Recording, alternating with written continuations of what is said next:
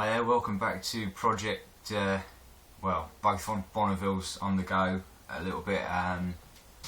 We're making a fair bit of progress now. You see the America's back in the shed, so it's getting to that close kind of finishing stages yet.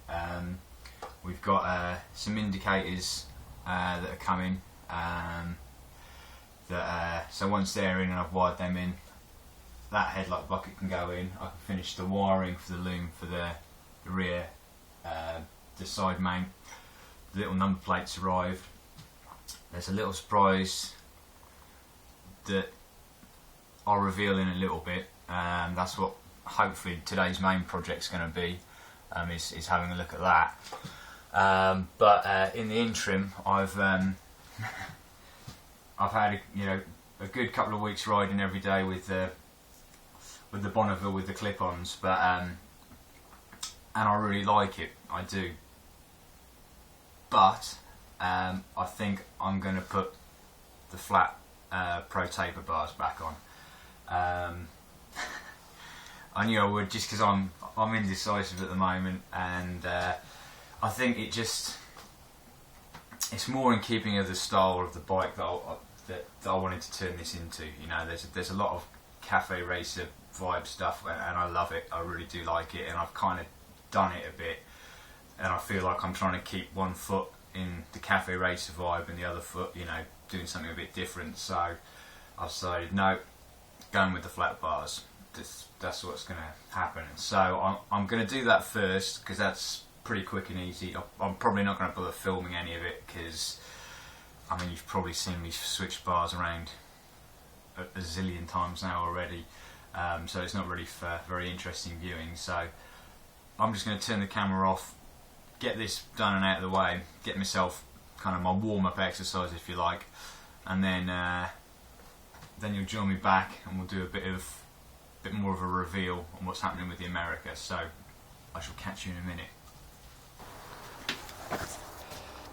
Actually, just while I've moved the America outside, and before I start doing the bars on the Bonneville, I thought, it's a lovely day, and I don't think we've had a walk round with it kind of out of the kind of kitchen. So I'll do a little quick walk round while it's out here and the sun's out.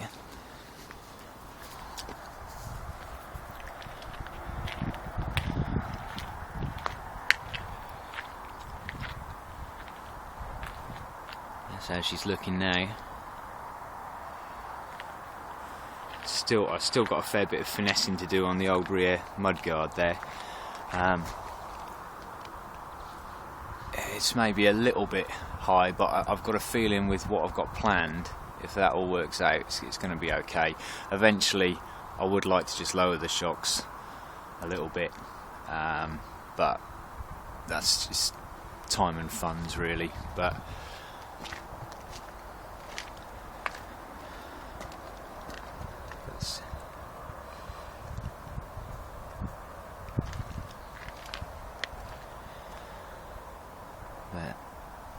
that's her out in the glorious sunshine. But anyway, I'll turn off now, and it's back to getting the bars on, and then we'll get on to the good stuff. Right then, you joined me about, I think it's been about 45 minutes with a couple of cups of tea and roll-ups. So I've changed the bars back over again on the Bonneville. Tune in this time next week when I'll probably put the clip-ons back on again. But I'm quite happy again with it. So I've moved the bike outside ready to bring the America in. But I might as well show you it. It's a beautiful day and see what you think. So we shall head that way.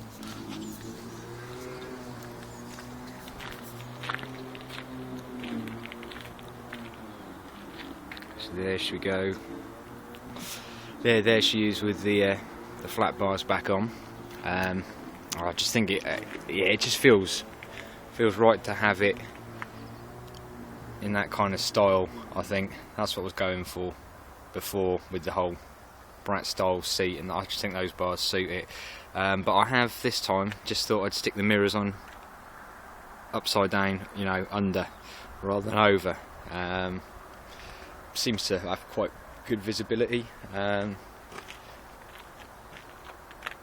I'll run it with like that for a few days, see how I get on with it. But yep, she's back to that styly again now. But well, frequent viewers will know that will just change every 5 minutes with me. So right, on to what's happening with this bad boy next.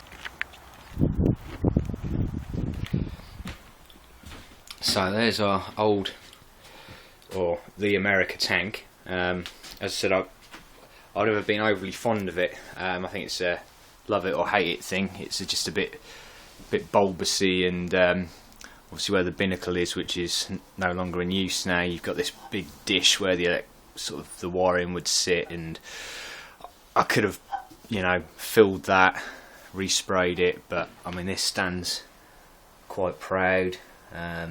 Got the tabs to get rid of. So that's what we were going to go for, because obviously just getting a different tank was too expensive, until a carb model Triumph Bonneville tank, and we got this at a really good price. Couldn't pass it up. It was part of a job lot, but the guy did a bit of wheeling and dealing, and hopefully this is what's going to go on. The only flaw in it is, if I can pick it out, you can see a tiny bit there where the pinstriping's gone, but that's no problem, because we have actually at home having a tidy up, and we found some old gold pinstriping paint, so we can touch that up if we want to. But for me anyway, this is going to be a far nicer tank to have on the America. Now I've seen a couple on the internet with Bonneville tanks fitted on. There's still quite, no one's actually posted like a complete and utter how-to, because there's quite a few variations. I mean, obviously I've gone for a carb tank because the fuel tap from there looks like it'll fit straight on.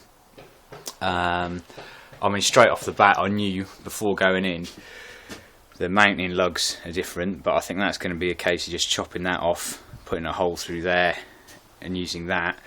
I think there were some variations when the Bonnevilles went to fuel injected. The tanks got a bit bigger to incorporate the fuel pump, and I apparently up until 08, in 2008, I'll get it right, apparently they made the carb tanks EFI size. So if you've got an 08 tank, carb tank, this job is apparently easier, because alright, I'm going to try to do this without dropping everything. There are minor differences in the tunnel underneath. It's a lot narrower than the America. I'll do a quick flip round to the America one.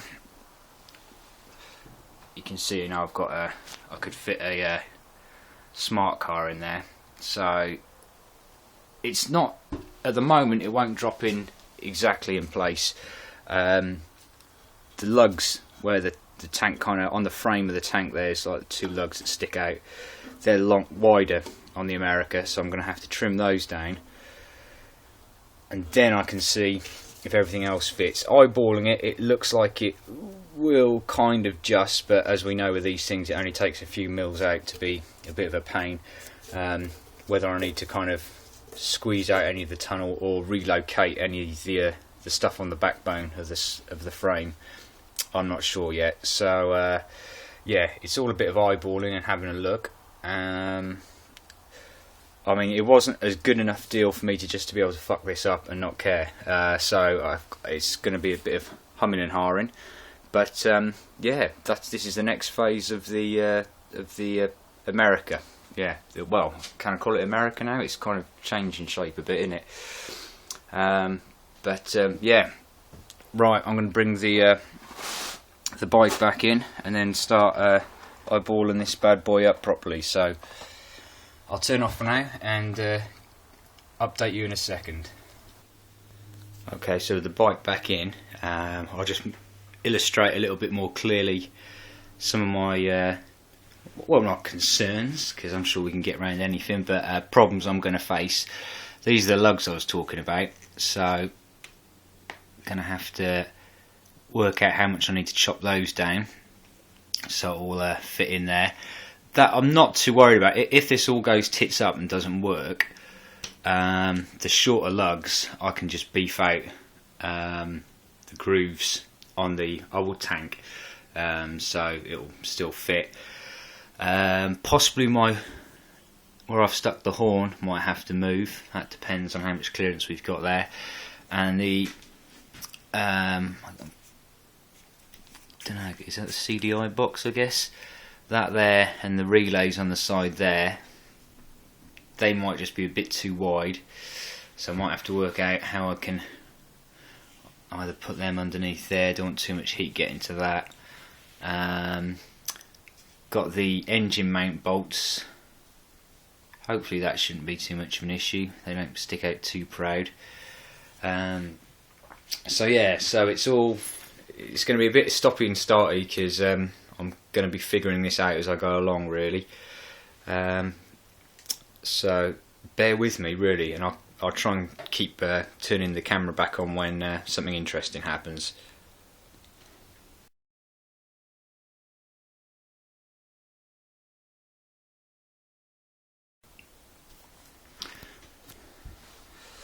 Okay, so the smoke starts to clear. So we're fitted fine at the front now. It's quite hard to get under and have a look, but the lugs are on, so that bit fits perfectly. Now, following along, looking at the other problems I've got at the moment. Where's my torch? I think it is literally just going to be the engine mounting bolts. They're just touching the inside of the tank there. So, in theory, if I can find some reasonably safe manner of pressing, or, well, for want of a better word, denting the tunnel out a little bit, that should just all just drop down quite nicely. Obviously, then I'm going to have to figure out where I'm going to relocate all this malarkey, but we shall get there. But yeah, that's all fitting quite nicely there. I mean, even with the back end of it sticking arse up in the air, I can tell straight off that that's just going to be a much nicer looking bike, in my opinion, anyway, for what little that counts. So right, let me get my thinking cap back on, and I'll see what I come up with that.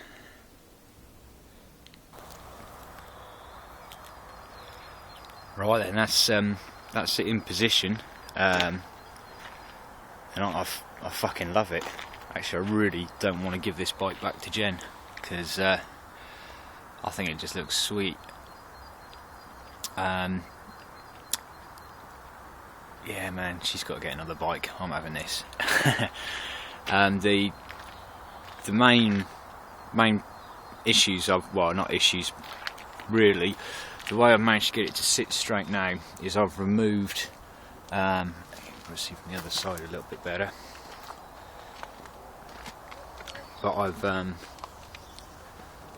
there's like a top engine mount that bolts on the frame, and the bolts are really long in there, and that's what was causing a clearance issue. So rather than start trying to tap the tank out, I just took those out just to see if there's any other fit issues. The electrics, I'm not too worried about that. It's two relays in that box to move somewhere else, which doesn't concern me really. And then just cut off the wings tab here and a hole through there, and that lines up exactly with the original mounting hole, so that's not going to interfere with the seat sitting on there. No clearance issues with the bars, so it's just yeah, just working out what I can do with those motor mount bolts. One of them's really close to where the fuel tap is. Not that it hits the fuel tap, or where the fuel tap will be, which is there, but I'm just worried that being, you know, the knucklehead I am, however I tried to stretch this out. I mean, I was even thinking about getting a car, you know, like the car scissor jacks, and just slowly trying to wind it out. I don't want to distort that fitting, because then I'm up shit creek without a paddle then. So I'm just going to have to think on this a little bit. Any suggestions, drop them below. But I think the gamble's paid off. I personally just think that's a really nice looking bike at the moment. You know, we're just indicators and a seat away. Well, yeah, a few little bits, got to spray some bits up and put some more things back on, but for me the tank works, definitely works. I think it's makes it a much nicer looking bike, and I don't think that back end looks quite as huge and massive as it did. Don't know, it's got a kind of weird sporty-ishy, bobbery-ish feel to it, you know. I'd still like to slam it a bit lower, but there we go. Sorry darling, I still love you. But yeah, I mean, I like the paint scheme on this one. I mean, I was looking at trying to get hold of any tank, 'cause it didn't really matter, but I like the pinstripe and everything on it. I think it really sets everything off. So I think that's probably going to be it for today. I need to have a bit of a chill out and just methodically think, because yeah, like I said, it wasn't like I got that for free. I paid a hell of a lot less than most of the Bonneville tanks I've been going for. It's cost me selling a guitar as well, but that's a whole different story. But no, I think it's, at least I know it's not going to be a coffee table ornament. We are going to make this work. But any suggestions with my motor mounts? I mean, I've got some shorter bolts, but I don't know about the tensile strength of them. So, oh, and here comes Jen now, so she can come and inspect it as well. I'll just show you another little thing I've added. Isn't that sweet? The other one was all chromed and crapped and rusty, so the oil one. Just so you know what to put in there, obviously. But there we go. Right, catch you again soon.